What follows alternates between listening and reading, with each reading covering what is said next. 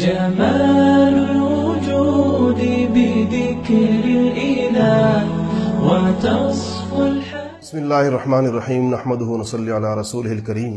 میرے بھائیوں اور دوستو، زندگی بڑی قیمتی چیز ہے، اور یہ جتنی قیمتی ہے اتنی مختصر بھی ہے. ہم میں سے ہر شخص یہ بات جانتا ہے اور بخوبی جانتا ہے کہ دنیا کا سب سے بڑا خسارہ اور نقصان یہ ہے کہ انسان اس قیمتی اور مختصر زندگی میں اللہ جل شانہ کو راضی کیے بغیر اس دنیا سے رخصت ہو جائے. اس سے بڑا نقصان کوئی اور نہیں ہو سکتا. اس حقیقت سے ہم واقف ہیں، مگر یہ احساس 24 گھنٹے ہمارے اوپر طاری نہیں رہتا. یہ بات ہم بھول جاتے ہیں. ہمیں کوئی یاد دلائے، ہمیں اس کی تذکیر ہو، ہمیں اس کو بتایا جائے تو پھر ہمیں اس کا خیال آتا ہے، مگر پھر یہ ہمارے سامنے سے ہٹ جاتا ہے. اس احساس کو اپنے اوپر طاری کرنے کے لیے انسان کو تزکیہ نفس کے مراحل سے گزرنا پڑتا ہے. جب اس کے نفس کا تزکیہ ہو جاتا ہے تو یہ خیال ہر وقت، ہر آن، ہر گھڑی اس کے اوپر طاری رہتا ہے کہ مجھے اس مختصر ترین زندگی میں، ان گنے چنے لمحات میں اللہ جل شانہ کو راضی کرنا ہے، دین کے اوپر چلنا ہے، رسول اللہ صلی اللہ علیہ وسلم کی سنتوں کو اپنانا ہے. اس احساس کو پیدا کرنے کی جو کوشش اور محنت ہے اسی کو تزکیہ نفس کہتے ہیں. تزکیہ نفس کے لیے انسان کو ایک ماحول کی ضرورت ہوتی ہے، ایک فضا کی ضرورت ہوتی ہے.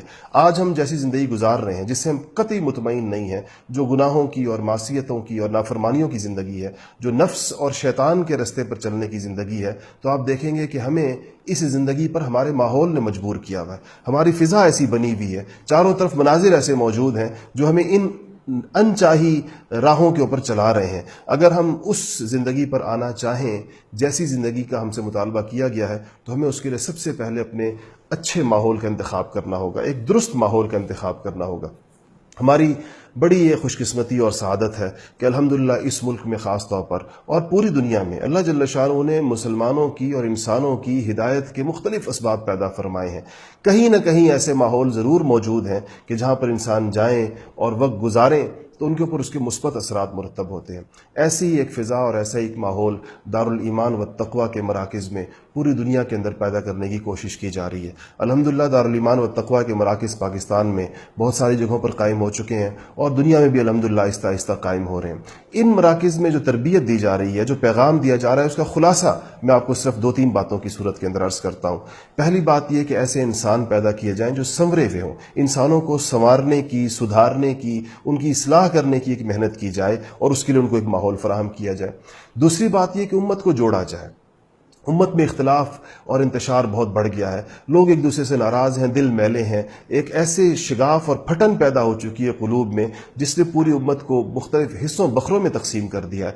ایسے ان مشترکات کے اوپر امت کو لایا جائے جس میں کوئی اختلاف نہیں ہے. اللہ جل شانہ کی توحید میں اختلاف نہیں، رسول اللہ صلی اللہ علیہ وسلم کی رسالت اور آپ سے محبت اور تعلق میں کسی کا اختلاف نہیں. اسی طرح دین کی تمام ضروری چیزیں بیشتر امت اس کے اوپر متفق ہے، اسی کو سامنے رکھ کر لوگوں کو اکٹھا کیا جائے. اور تیسری بات ہے کہ رسول اللہ صلی اللہ علیہ وسلم کے لائے ہوئے پورے دین کو، کامل دین کو، مکمل دین کو زندہ کرنے کی کوشش کی جائے. یہ محنت دارالایمان والتقویٰ کے نام سے مختلف مراکز کے اندر اس ترتیب کے ساتھ یہ ہو رہی ہے.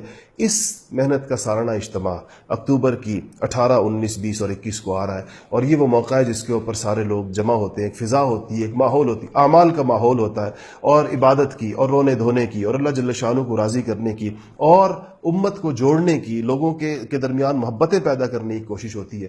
اس اجتماع کے اندر آپ خود بھی تشریف لے کر جائیں اور اپنے اہل تعلق کا حق ادا کیجیے. جن لوگوں کا آپ سے تعلق ہے، جن کے ساتھ آپ کو محبت ہے، ان کو ایک دینی زندگی سے زیادہ بڑا ہدیہ کوئی اور نہیں دیا جا سکتا. سب سے بڑا تحفہ، سب سے بڑا ہدیہ جو آپ کسی کو دے سکتے ہیں وہ یہ ہے کہ آپ اس کی زندگی بدلنے میں اس کے معاون اور مددگار بن جائیں. تو اپنے اہل تعلق کو لے کے جائیے، اپنی اولادوں کو لے کر جائیے، اپنے بھائیوں کو لے کر جائیں اپنے ساتھ، اور وہاں پر یہ 4 دن یعنی کوشش کیجئے کہ 18 کی دوپہر تک آپ وہاں پر پہنچ جائیں، اور 21 کی صبح جب دعا ہو اور سارے لوگ اللہ تعالیٰ کی بارگاہ میں اپنے ہاتھ اٹھائیں تو ہمارے ہاتھ بھی وہاں پر اٹھے ہوئے ہوں. ہم اللہ جل شانہ سے اپنی اصلاح سے لے کر اس امت کے تمام مسائل اور پریشانیوں کے حوالے سے اللہ کے سامنے دست بدعا ہوں اور اللہ جل شانہ سے مانگے. تو اس کی کوشش کیجئے. یہ چند تھوڑے دن رہ گئے ہیں اس کے اندر، اس میں محنت کیجئے، اپنا قافلہ تیار کیجئے اور اپنے شہر سے وہاں کا سفر کیجئے. آپ کے شہر سے شاید کوئی قافلہ پہلے سے تیار ہو تو اسی کے ساتھ ہو جائیے. اللہ کرے کہ یہ اجتماع انتہائی خیر و خوبی کے ساتھ انجام پذیر ہو، اور جن مقاصد کے تحت یہ محنت کی جا رہی ہے، جن مقاصد کے تحت یہ لوگوں کو جمع کیا جا رہا ہے، اللہ کرے کہ وہ مقاصد جلد از جلد پورے ہوں اور اللہ تعالیٰ کی بارگاہ کے اندر قبولیت حاصل کریں۔ وآخر دعوانا الحمدللہ رب العالمین۔